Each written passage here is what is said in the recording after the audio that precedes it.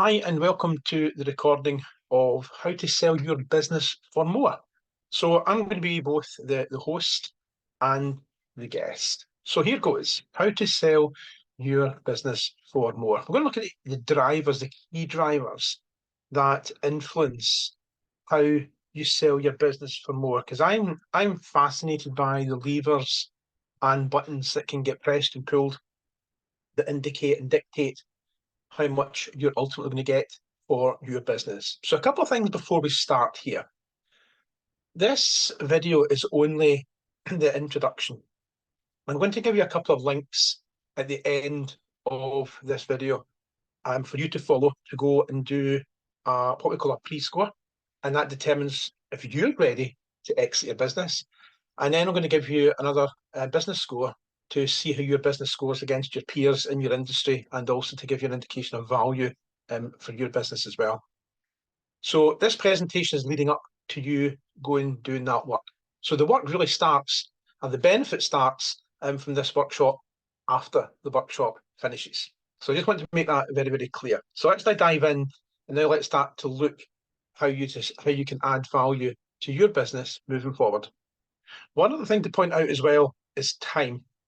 Everything that I'm going to discuss with you in this recording is for longer term exit. You know, it's not for 3 months, 6 months exits. It's not for distressed sales. It's for business owners that want to plan their exit. And that could be 2 years, 5 years, 10 years, perhaps even longer. The longer, the better. We always say a minimum of 2 years, because a lot of the changes that you're going to have to put into your business to maximize the value, you want to see the benefit of those changes drop onto your bottom line, and that can take a couple of years. So exit planning is all about the detail of the plan. And if you're a solopreneur working predominantly in the business, obviously it's going to take a reasonable time for you to work on systems and processes that's going to reduce the business's reliance on you. So without further ado, let's crack on.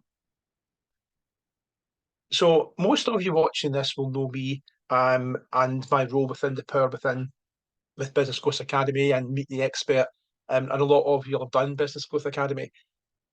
I also run my own business as well called Junction 20, which is all about helping business owners prepare to exit their business. And Junction 20 is powered by a system called Value Builder. And a lot of the exercises I'm going to ask you to do are driven by the Value Builder system. Now, back in the early 90s, I started my own printing business. It was a very, very successful multi-million-pound award-winning business with, you know, lots of outlets throughout the country. It was the largest independent print group in the country. And that business was absolutely flying. But that business failed on its 20th birthday. And I then wrote a book about it, How to Write Your Business, because I'm good at it. And then I joined a company called Trade Print. They were one of our fiercest competitors, and they basically bought over the remnants of my business. So I joined them at board level, and we did some amazing work at Trade Print. And they were, when I left them, just over 10 million. 10 million with a 2 million net profit. So a 10 million turnover with a 2 million net profit. And that was pretty much unheard of in the printing industry at times, which was going through a lot of challenges and a lot of changes. So 10 million turnover, 2 million net profit. And winning lots of awards, because we were just knocking it out the park. We were punching way, way above our weight. And then a company came along and were interested in acquiring Trade Print. That company's called Simpress, who you might know better with a trading name of Vistaprint. And overnight, well, not overnight, it was a long process. But I became a plant director of the largest print group in the planet. So I thought, oh, this is going to be quite exciting. This is a game changer. And then I discovered I wasn't really cut out for big corporate life. You either are or you're not, and I definitely wasn't. So hence I left not long after the acquisition and back on my own with helping businesses exit. Because during the process, I was just amazed by all the levers and buttons that could be pressed. I mean, Trade Print, to give you some figures on this, Trade Print was worth about 12 to 14 million. Going by, you know, traditional models that you value a business on, between 12 and 14 million. And Treatment sold for 21. I'm not giving away anything here because this is a big story. It was in the press on the day, and if you go back to when was it 2015, you'll see it on the likes of pages of Printweek, printweek.com. So treatment sold for 21 million, and there's a reason for that, right? And we're going to cover it in greater detail. But the reason for that is because it was my kind of first look at what I now call desirability. When a buyer is looking at a business, right? They're looking at multiple things. They're not just looking at the bottom line. Of course, that's going to be important, but there's plenty of businesses out there selling for good money that are not making money. So how can you sell a business that's not making money? Well, you can quite easily because one word and it's potential, desirability. And we did that with trade print. And the way I describe it as trade print was it was a £10 million dog, £10 million bark, with a £40 million bite. Right? That was the potential that business had, right? And we were open and honest about this, that to build a £40 million business requires a skill set that we believe we didn't have, because it's a different animal building a business of that size. And we also didn't have the capital resources to take it to that next level. It costs money to grow a business. And we didn't want to grow and grow and grow and risk losing the magic we had. It's what we call in exit terms as risk on, risk off, right? When you first start your business, you've got nothing to lose, man. You're just right in there. The risk is off, right? So it's all or nothing. It's all on black and fucking off we go, man. Did I swear there? Sorry. And then as your business starts to grow and you're making profit and you've got family commitments, you think, oh, I've got a bit to lose now, right? So the risk is on, right? So I think that's a fascinating way to look at your business, and growing a business costs money. So that's why that business was potentially up for sale. And Vistaprint came along, bought it for 21 million, and the owner, the single shareholder owner, went off into the sunset, a very happy man. It left me fascinated by how the exit process works, especially due diligence. Due diligence can be brutal, right? Now, we won't cover that in great detail here, but that's something if you want some help on, please reach out to me. Because due diligence is the riskiest thing you will do in your business, apart from swimming with sharks with burgers tied around your neck. Because what happens with due diligence is you're being asked about everything about your business. Everything about your business. You're giving away the secret sauce. You're giving away all the recipes. You're giving away all your secrets, right? Because they will just ask question after question after question. And yes, you'll have an NDA, a non-disclosure agreement signed. But when you tell somebody something, it's in their head and it's a risk. Okay, so we'll cover due diligence out with this. That's something I can cover with business owners when we do a follow-up if you want to take advantage of that. So that's my story. That's what led me into um, working with businesses on acquisition and sale, mainly sales in fairness. However, the Junction 20 and Value Builder system is great because all you have to do is turn it around and you can use the same system when you're buying a business, right? Because you now know what to look for and you now know what's going to bring a value down. You use that to your advantage. I won't do both, right? So I tend to work with business owners, get them ready to sell. Which brings me on to my next thing, my next book, excuse me, called Go to Sell: How to Build a Successful Business That is Completely Unsellable. Why the hell would you do that? Well, you wouldn't go out to do it deliberately, obviously. However, 80% of businesses that go for sale in the UK, 80% never sell. Think about that. 80% of businesses listed for sale never sell. Why is that? It's not because they're not good businesses, most of them are. It's because they're unsellable. And that'll be down to perhaps the involvement of the owner in the business. It might be some financial. It just might be the business isn't very systemized. Nobody wants to buy a shit show. No, one thing you'll get from me is straight talking, right? And if your business is chaotic, right, why would anybody in their wildest hallucinations buy that business? They simply would. And the other thing to consider as well is what we call push and pull factors. When you're looking at selling a business, push or pull factors is what's driving that decision. Now, if it's push factors, they're not good because push factors are things like stress to the eyeballs. And, maybe not you, maybe someone you'll recognize these. stressed at eyeballs, cash flow worries, working ridiculous, crazy hours, can't take time off, losing time with the family. All these things are literally pushing you out of your business. Now, if it's push factors that's pushing out your business, those same factors that are making you sell will be the exact same factors that will prevent a sale. Because do you honestly think somebody wants to buy that? The answer is no. Pull factors are slightly different. Pull factors is what are luring you away. You've built up a fantastic business. You now want to throttle back. You want to go and have maybe other business interests. You want to retire. You want to semi-retire. Pull factors are great, right? So if pull factors are making you sell your business, happy days. If it's push factors, not happy days. And we need to fix them quick style. Quick style being 2 years. So let's crack on now and start to look at how, where, and when you actually do this. So the first thing I would say is you need to change your thinking to change the value, because the current fixation with business owners is bottom line profit. And of course, that's important. But we talk about desirability, and you'll hear me talk about desirability several occasions, possibly on every slide, right? It's all about adding desirability. Now, I will not say for 1 minute that the finances and the bottom line profit, gross and net profit, are not important. They are, but they are one factor. They are one piece of the jigsaw. A big piece, admittedly, but they are one piece of the jigsaw. Remember, there are businesses out there not making money, not making profit, selling for handsome amounts of money.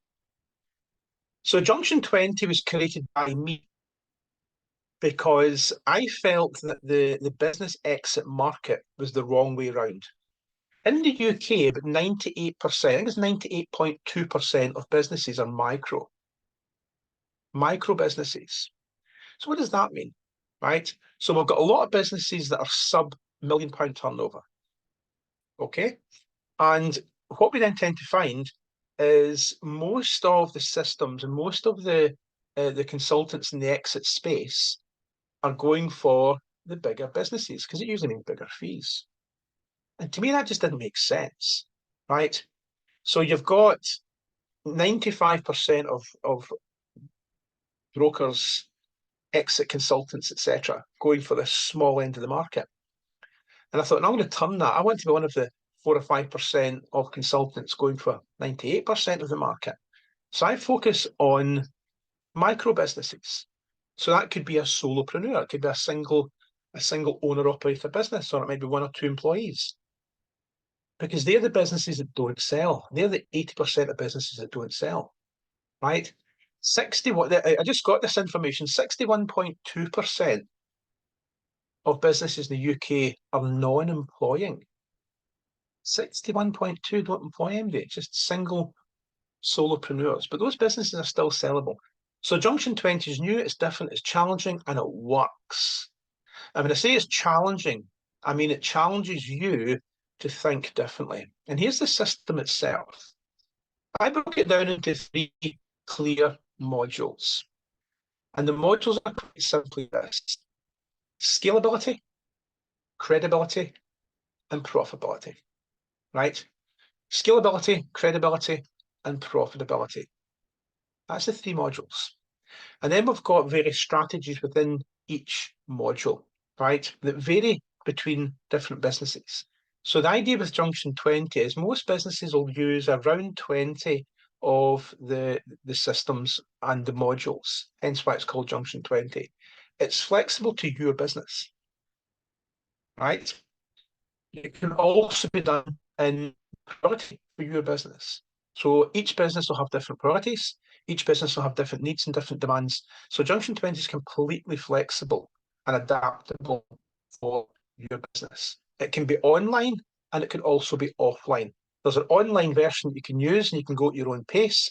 There's an offline version which you've got workbooks you can work through again at your own pace, or you can do one-to-one with me. So there's plenty of opportunities there. So the 3 modules are scalability, credibility, and profitability. What do they mean? Well, profitability is the obvious one. That's where we take a deeper dive into anything financial. So we'll look at your finances. We'll look at your key numbers, your key figures. And if you've followed me through the Business Growth Academy, you'll be familiar with what those key numbers are. Obviously, we're looking at things like turnover, gross profit, net profit, but we're also looking very carefully at average sale values. We're looking at number of transactions. We're looking at return on investments, lifetime values, wallet share. There's not a number, including all the conversion rates, there's not a number in your business that we're not covering in the profitability module, because they all add to the bottom line. And we're big on savings as well, because every pound that you save goes straight on to the bottom line. And every extra pound that you're wasting comes right off the bottom line. So we spend a lot of time looking at the figures. We also look at the timeline for your timeline for exit, so we can plan out when you're doing the course and then how long you've got to implement the improvements. We also look at the growth curve. The growth curve is very important because we're looking back 5 years and we're going to look forward 5 years. So where the business has been for the last 5 years and where the business is going in the next 5 years. And this is what we're talking about, the difference between bark and bite, right? Because when you're projecting your growth curve, chances are you won't be there towards the end of the growth curve. So you're going to be demonstrating to potential buyer the potential your business has got. I'm going to cover this in more detail with a process we call TAM, SAM, and SOM about the growth curve and how you project that. And again, we're back to desirability to a potential buyer. So that's profitability, everything financial, everything profit. Then we move on to credibility. Credibility dives a lot deeper into just ratings and reviews. We look at your digital footprint, right? What are you saying? How are you perceived in social media? How are you perceived in the industry? Are you perceived as the expert? I'm going to come to how you do that. Do you have pricing authority? What's pricing authority? We're going to cover that later as well. We also look at things like HR protection. We also look at data and cyber security, as well as reputation management. And a lot of business owners go, well, why would I'm selling my business? But what the heck is HR and data and cyber security got to do with it? And the reason for that is very, very simple. In due diligence, it will be asked, it will come up. And if you've got a business that's an HR time bomb, we'll expect a buyer to walk away, potentially at a very late stage. If you've got a business that isn't in control of its data, isn't taking cybersecurity very seriously, doesn't have the ownership of domains, etc., websites, domain names, emails, etc., all that becomes a real problem. So we cover all that in credibility as well. We look at things like removing the barriers. That's a really important module, because all business owners, when we start saying, well, what barriers have you got in your business that prevent or make it difficult for people to do business with you? And they go, well, none. Right, okay, but do you take credit cards? Oh, no. Do you take American Express? Oh, no. How many clicks on your website does it take from visit the site to the basket? Oh, like 9. Right, okay. When you do a campaign on social media and you've got people visiting the website, do you take them to the homepage? Do you take them straight to the page that they're referring to? Oh, good point. All of a sudden, there's lots of barriers, right? And a lot of them are hidden. A lot of it's what we call hidden barriers, right? And they're the worst ones because you actually blissfully are not aware of these. So we cover a lot of that in credibility. It's a great module. And then, of course, we come to my favourite, everybody's favourite, because that's scalability. And we look at, and this is where the business owners struggle with this one, because what we're actually looking at doing here is growing your business to a level that you don't want. Yep. Excuse me. Growing your business to a level that you don't want. So most business owners have got their business to a level that they want, obviously, right? And no desire to go into new markets or geographically spread or open up a different outlets or ramp up an e-commerce division or expand into new completely new markets, etc., etc. You might not want to do it because you're happy with the business is. Maybe that's back into risk on, risk off again. And that's absolutely fine. But what you want to do is show how a potential buyer can grow and scale your business. And this is where the growth curve comes in handy. So we look at various elements of scalability for your business. We spend a lot of time here because it can't just be pie in the sky. You can't just say, I've got a £500,000 business today and the scalability potential is 60 million tomorrow. It may well be the case if that is great, right? And you'll not hear me saying, oh, that's not possible, or that is possible. The only words you'll hear me saying is show me. So I can grow my business to X, Y, and Z, or the potential for this business is to grow to X, Y, and Z. Fantastic. Show me. Right? Validate those figures. Show me where that number's coming from. Show me how many customers we need spending whatever average sale is to generate that turnover, to generate that profit. Now show me how the marketing's going to get done. It's going to do that. And that's what you present to the buyer. That's desirability. And we cover all that in scalability. So you can see we're covering a lot here. We haven't even started yet. We're on slide 6. So what I'm going to show you next is changing the thinking, right? Because the traditional way that most business owners think is turnover, profit, multiple, business value, right? Now, some businesses do, admittedly, work on a turnover profit. In the financial services sector, it's very much on turnover, but most businesses, the valuation is not based on turnover. It's based on EBITDA or SDE, seller's discretionary earnings, or very simplistically, the kind of net profit times the multiple. And people say about this, and it's a traditional method to value. However, I'm going to show you something from a slightly different angle here to focus on. And it's not just about the profit, it's about the multiple, right? So this illustration shows it really well. The value of your business is the profit times the multiple. And what I do with business owners is we're obviously looking at areas to increase the profit, right? But we're more focused on areas to increase the multiple, and here's why. So here we've got an example here of an £800,000 business. And working to the UK average of multiple 3.5, that gives that business a value of 2.8, right? Now, there's no desirability being taken into account here, and we've got to remember a buyer is, will only pay, it's a business that rather is only worth what a buyer is willing to pay for it. So all these figures are subjective, right? But based on the traditional model of 800,000 profit, 3.5 multiple, 2.8 value. And then you think, okay, well, to get more from a business, I'll increase the profit to 900, I'll increase my profit by 100K, 3.5 multiple, 3.15 million, happy days, right? But let's reverse this back a little bit, because the figures are not flawed, far from it, they're absolutely bang on. But think about this. £800,000 profit to £900,000 profit, 100,000 extra profit. What extra turnover does that actually mean? Now, if you've got a 10% net profit, that could be £1 million of turnover. How do you get £1 million of turnover? Have you got the capacity within your existing team to generate £1 million of turnover to give you that extra 100K net? What marketing do you need to do? So you might have to invest a lot more in marketing, maybe more in equipment, more in stock, more in premises, perhaps even. There's a whole load of considerations bolting on £1 million of turnover, right? That could be another 8 or 10 employees, right? It costs money to grow a business. So as you're chasing that £1 million of turnover and investing more, profit might actually dip because it costs money to grow a business. So yes, it's good to increase your profit from 800 to 900, but how are you going to do that?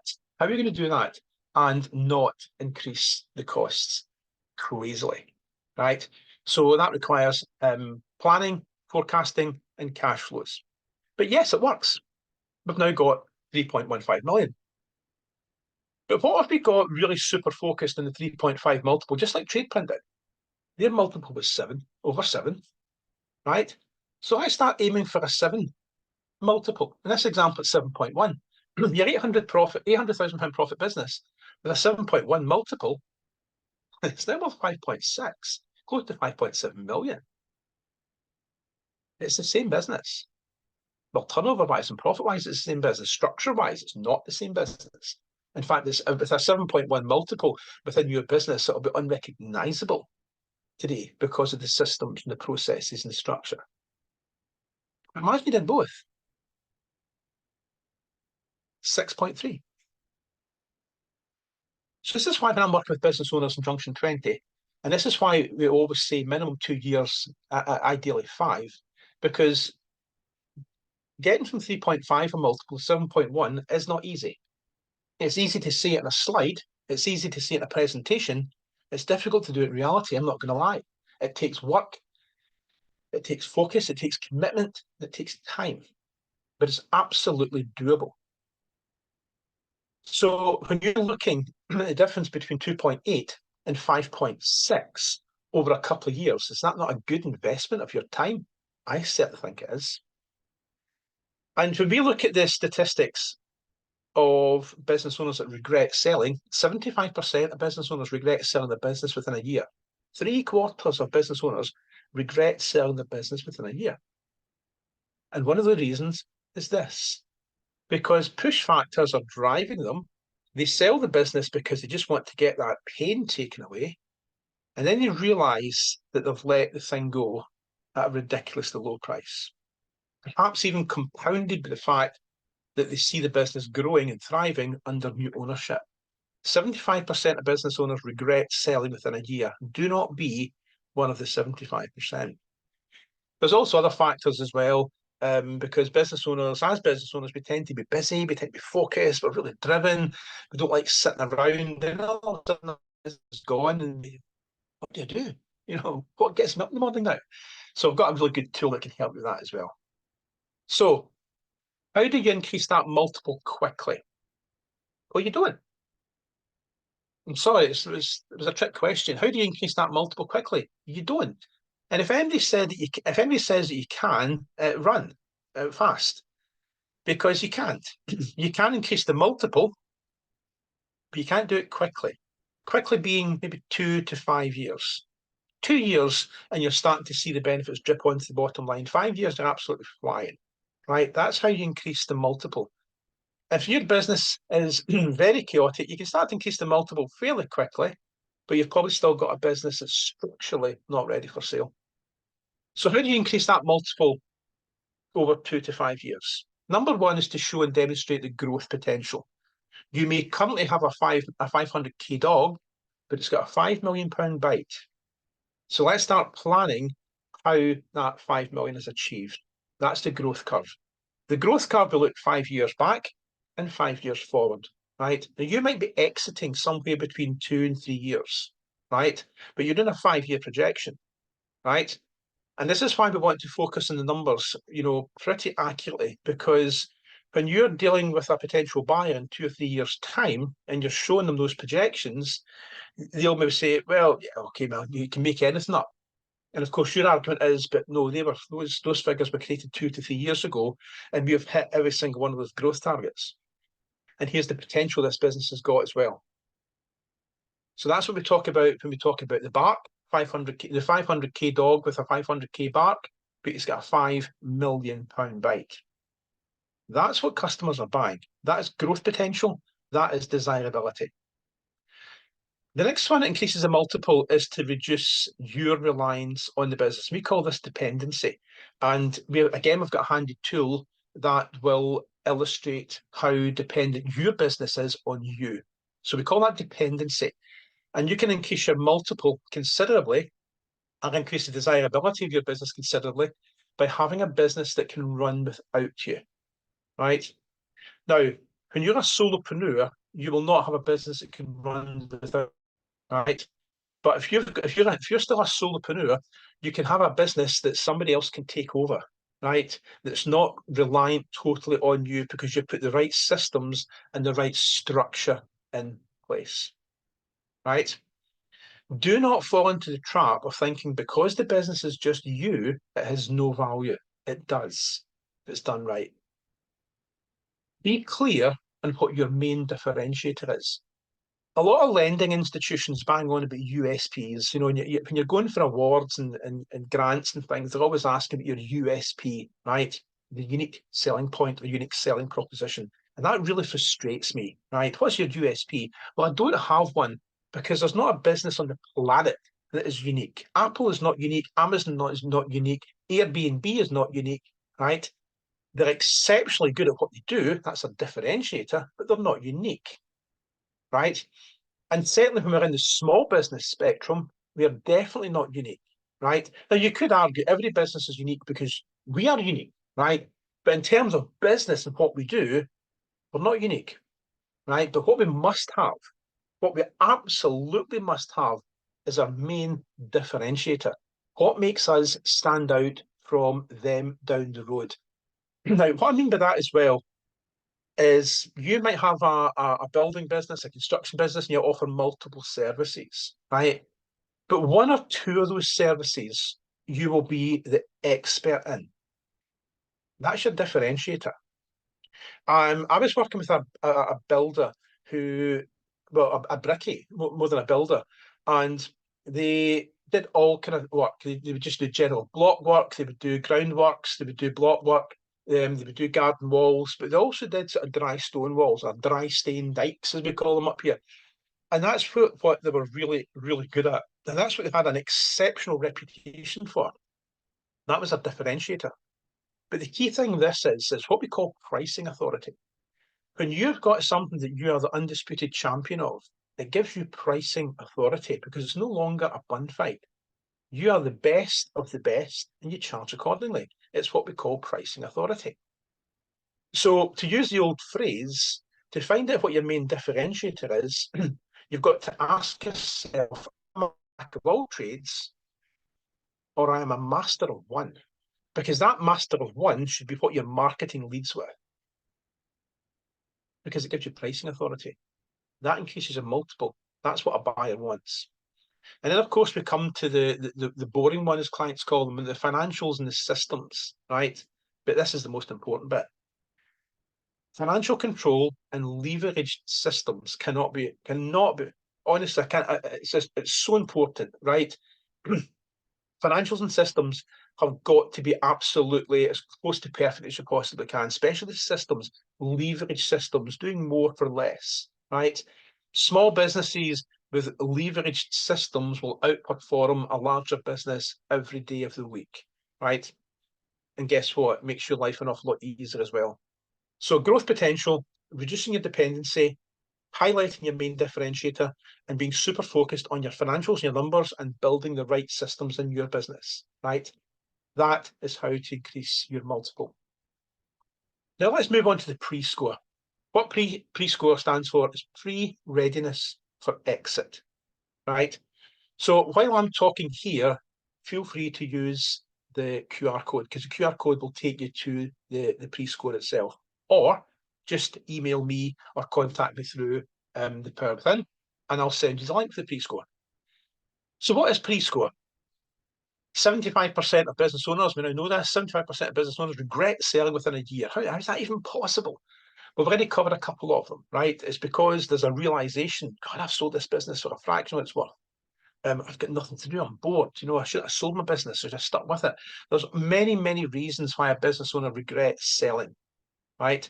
So pre-score challenges you in a number of questions. It takes about 5 minutes, and you will then get your score of where we reckon you are in the business exit journey. So we're really checking, at this stage, we're checking to see if you're ready for exit before we even start on the business.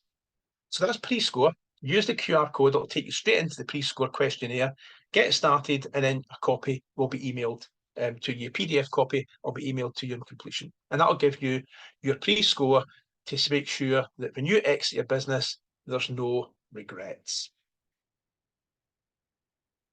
The other thing we help you out with is we've got a number of fantastic ebooks in our digital library. And one of the most popular ones is called The Rainmaker's Dilemma. And The Rainmaker's Dilemma is basically us as business owners.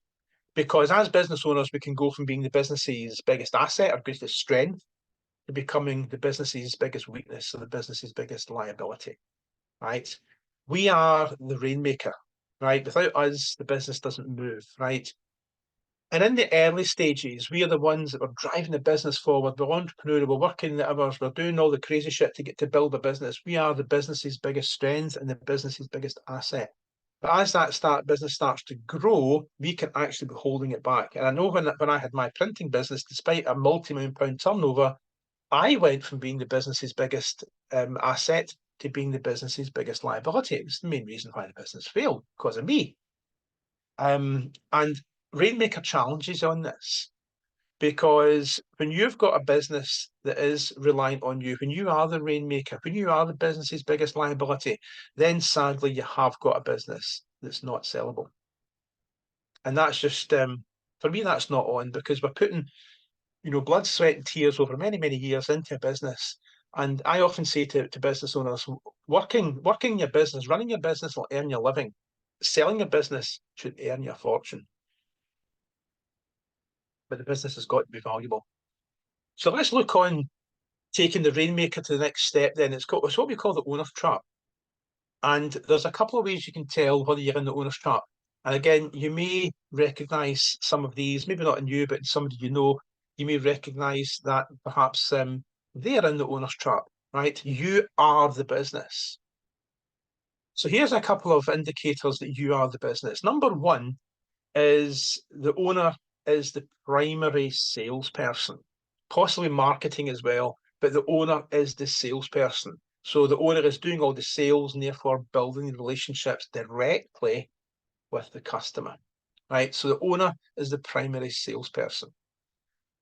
Another one we see an awful lot, this goes back to differentiator and jack of all trades, master of none, is the businesses tend to offer too many products or services. And what happens when you're offering too many products or services?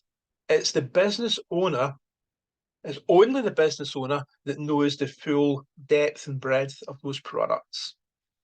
So that skill has got to come from them. If anybody's asking about a lot of these products, it's only the business owner that knows them and understands all the products or services.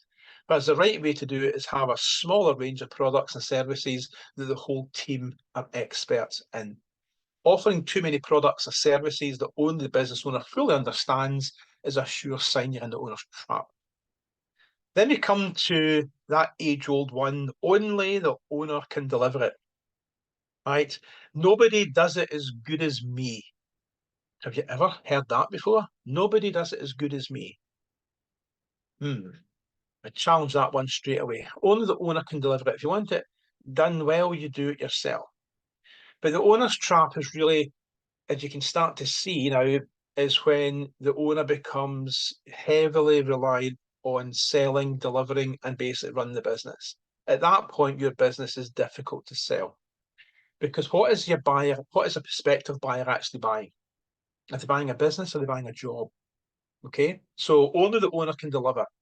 And then we come to another one that's really, I see it a lot with small businesses, is where the customer interfaces with the owner direct.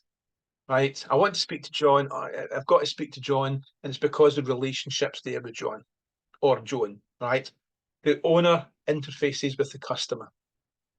Now that's a red flag to any potential buyer, because when John or Joan is no longer there, what happens to the relationship with the customer? So they will see that as a big red flag, and it's a massive, massive devaluer when the owner has the direct relationship with the clients. So that's the owner's trap. We can kind of summarize that by looking at these lists here. Number one is the business slows, maybe not stop, business slows when the owner is away, because the owner is the main driver, right?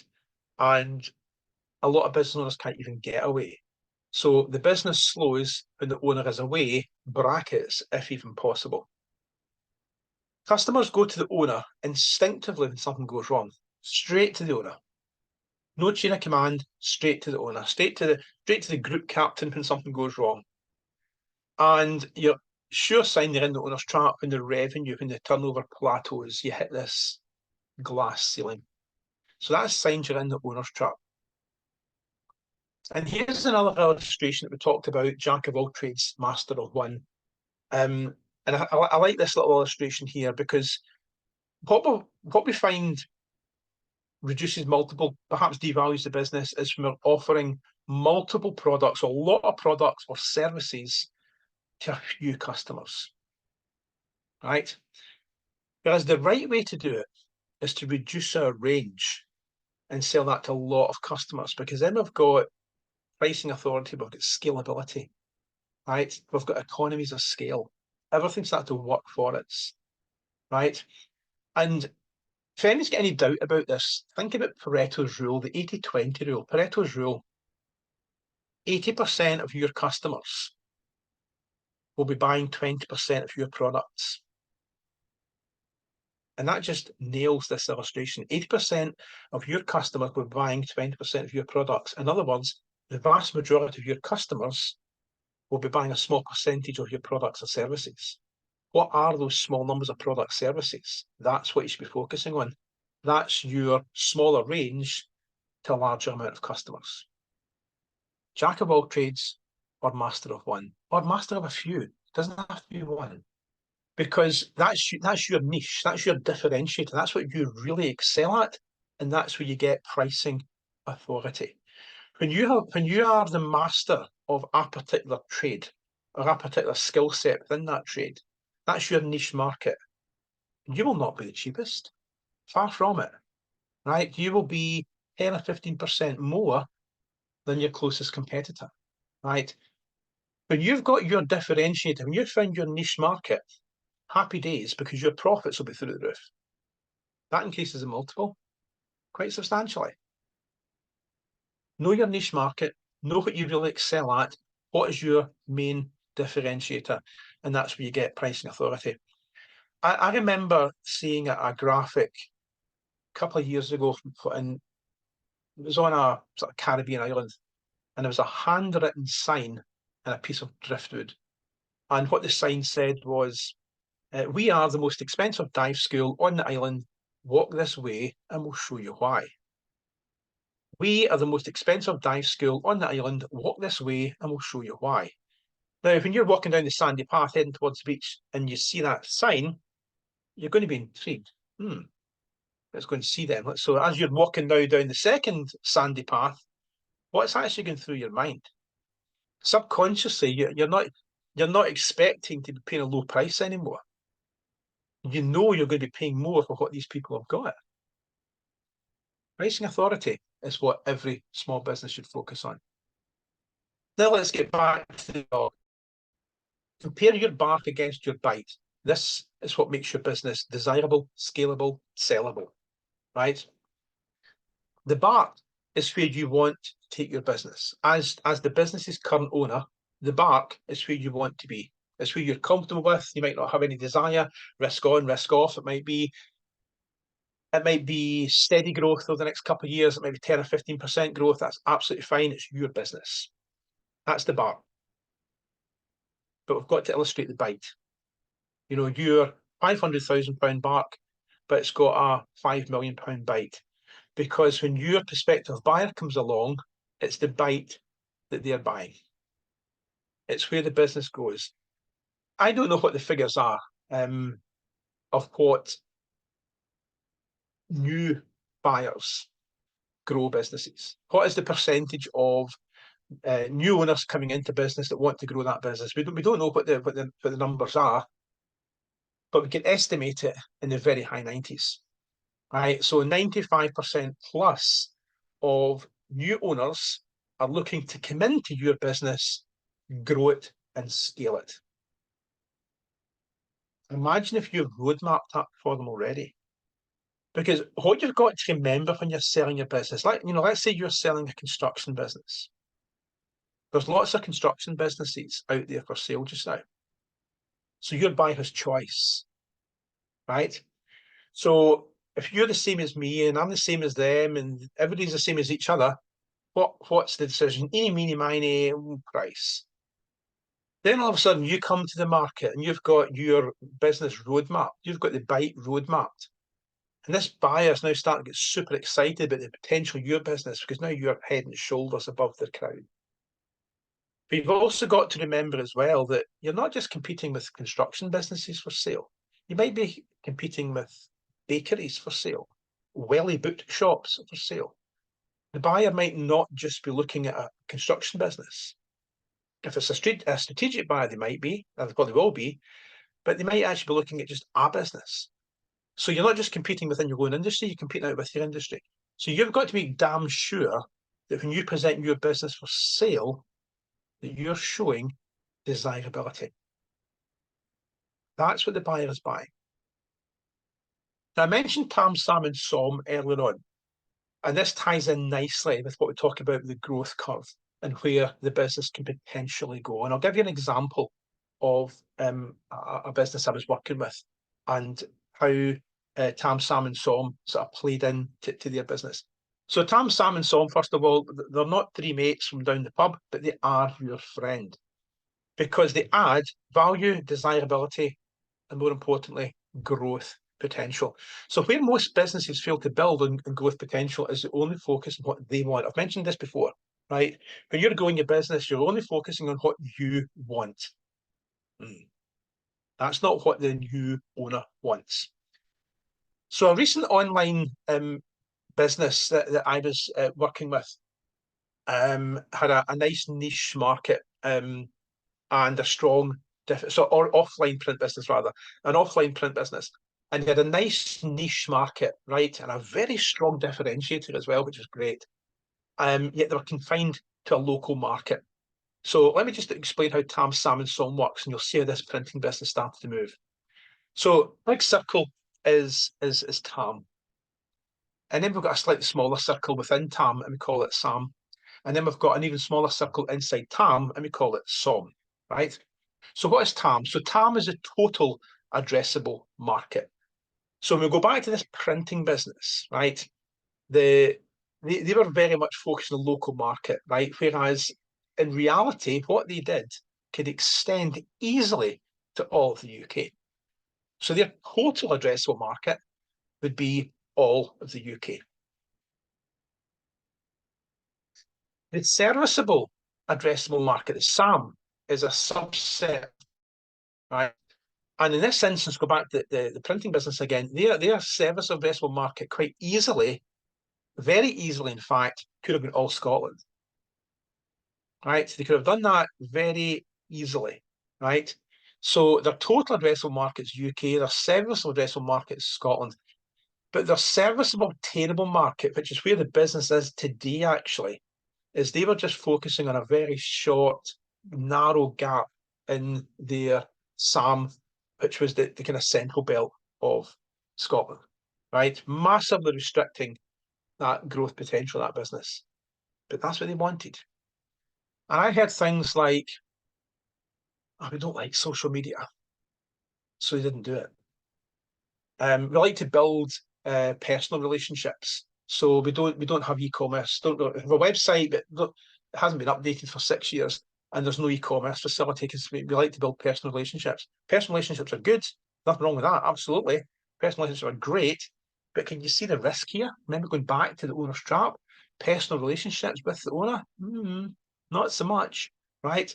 Good for growing a business, not good for selling it. And they had no desire, absolutely no desire at all, to grow out with the Scottish market. They didn't even want to grow out with their own local market.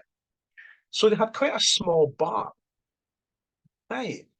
But they had one hell of a bite.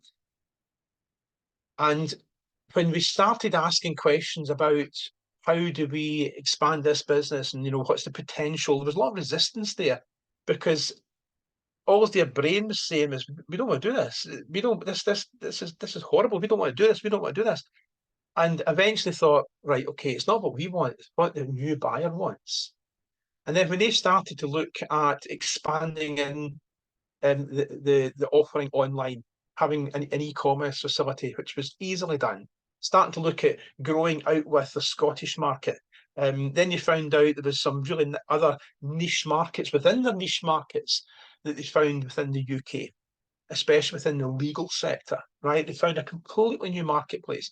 And all of a sudden, they had the potential, growth potential, for that business to go 10 times revenue, right?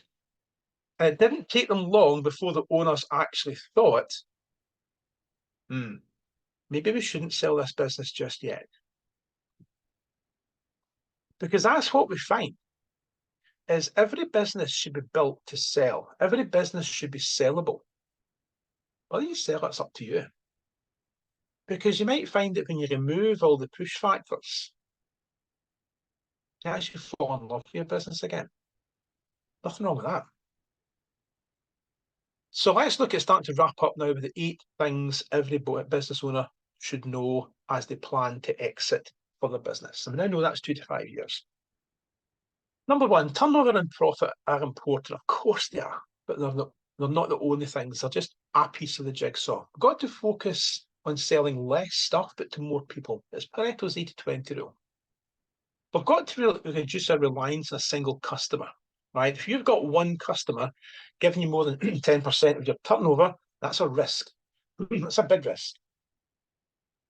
So you've got to reduce your reliance over time. You don't just phone up your biggest customers, so you're not doing work for them anymore. Oh, excuse me. But you want to reduce the reliance on a single customer. 10% maximum, we say.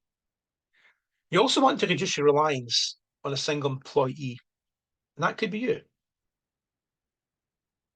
Another one to watch out for as well is reducing reliance on a single supplier, right? So you're probably seeing, this is what we refer to as the most dangerous number in business. The most dangerous number in business is 1, right? Being reliant on one single customer, one single employee, one single supplier.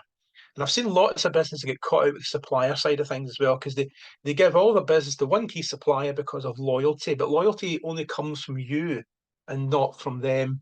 And then you find that, during the last couple of years when the industry has been really plagued with supply issues, and we've saw things like plasterboard and timbers rocket, then it's always good to have a couple of suppliers that you can use for alternatives. And you should be playing one off against the other anyway.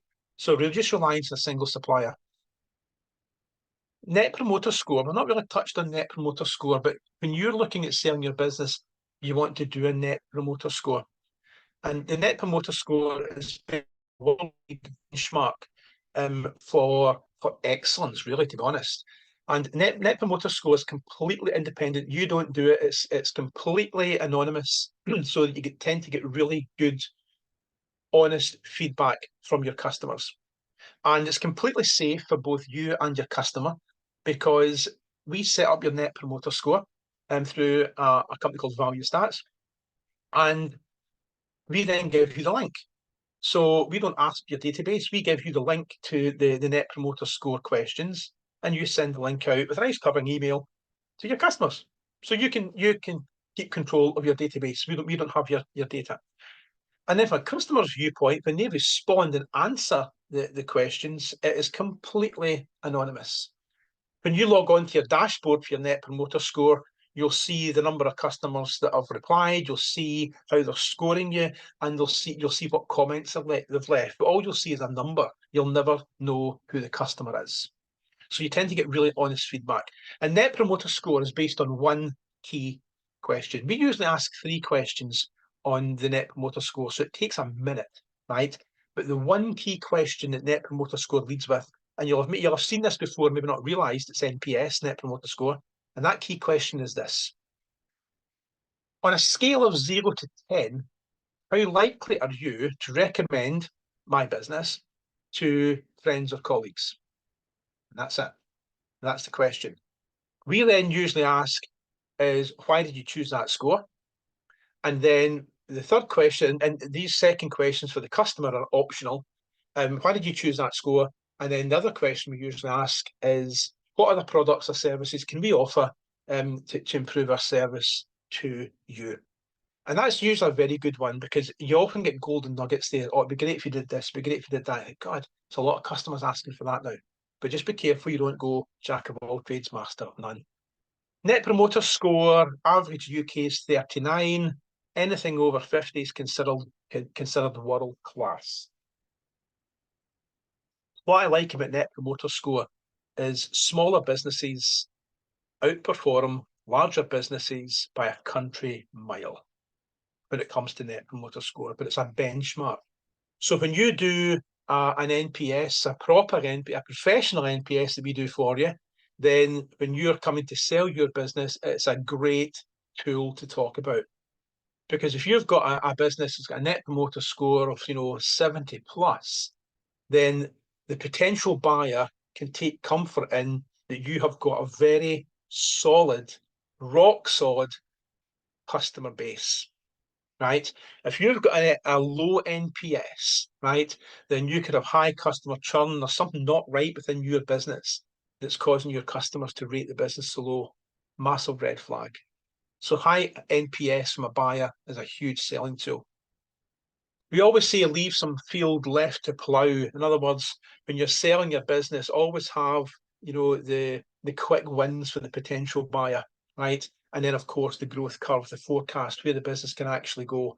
Because nothing excites a buyer more than buying the business, the potential to buy the business and get straight into profitable growth mode.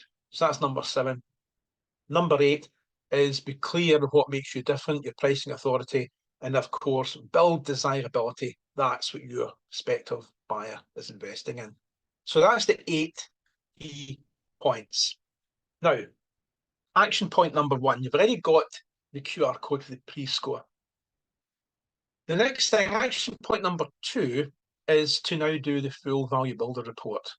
And this QR code here takes you to the Value Builder questionnaire. That'll take it says about 14 to 15 minutes. I always say allow 20 to 25 minutes just to think about the questions, right? And what you'll then get is a detailed report that will give you a score of how your business compares with those within your industry. Are you above average or below average in your industry in 8 key identifiable areas? You'll also get an optional valuation. And the bit I like best is you'll also get a potential future valuation. So just like we showed earlier on, with the 3.5 to 7.1 multiple, Value Builder is going to show you what your business could be worth with that higher multiple, or the higher Value Builder score, as it's going to be based on. Taking your Value Builder score up to about 70 or 80, get that multiple increased, this is what you could have. And then action point number 3, if you want to do it, is to contact us and we'll get you set up for your Net Promoter Score, right? If there's any, how can I put this politely? If there's any degree of chaos or disruption within your business, I would fix that before you do a Net Promoter Score, right? If your business is not in the best footing, then your Net Promoter Score is going to be low, obviously. And you want to fix the things, get your customers back on board, get happy customers, and then do your NPS later. So this QR code takes you to the Value Builder score. And it looks something like this. 30-page report. And then you can see here we've got your overall score there. In this case, it's 59. And then we look at what we call the key drivers of company value. Now, for businesses within the construction trades, the ones we really focus on is, number 1, it's got to be there as your financial performance. Then we move on to, we've talked about it a lot in this slide, and it's growth potential. So financial performance and growth potential, spend a lot of time on these ones, right? Then we dive into monopoly control. And monopoly control is your differentiator. What have you got? What have you got a monopoly or a potential monopoly in? Spend a lot of time there as well. Then we'll go into customer satisfaction. Obviously, that's where NPS comes in. And we also look at hub and spoke. And hub and spoke is you. And the reason we call it hub and spoke is because think of a wheel. Think of a bicycle wheel, right? And in the middle, what gives that wheel the strength is the hub, because all the spokes are joined to it. And if that hub's no longer there, but the wheel loses its integrity, it loses its strength. Right? So you are the hub. That's why we call it hub and spoke. So if that hub's taken away, what happens to the wheel? So we spend a lot of time there as well in the construction sector. You'll also get lots of hints and tips on how to improve that score. So even if you decide you don't want one of our fantastic low-price products, then you have got a 30-page report. You can go away and start working on it yourself. And that pretty much has been how to grow and scale your business. I hope you found that really helpful. And like I say, the next step now is for you to go away and do your pre-score. And from your pre-score, then go and do the full Value Builder report. And once you've done the full Value Builder report, I would suggest book a one-to-one call with me. I'll go through that report with you. and then we can work out exactly what your action plans are for growing and scaling your business. I hope you found that helpful. Please reach out to me anytime. Thanks.